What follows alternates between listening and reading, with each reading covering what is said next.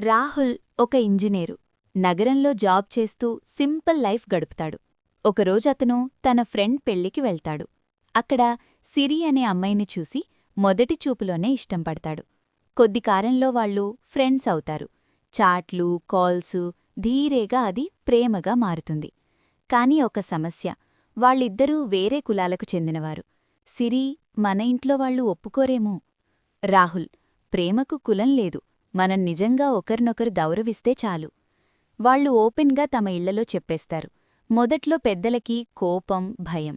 కాని రాహుల్ తన మంచితనం, బాధ్యత చూపిస్తాడు. సిరి కూడా తన స్టడీస్, క్యారెక్టర్తో వాళ్ళనింప్రెస్ చేస్తుంది. కొన్ని రోజుల తర్వాత సిరి నాన్న, మీకిద్దరికీ నిజమైన ప్రేమ ఉందని అర్థమైంది, మా ఆశీర్వాదం మీతోనే.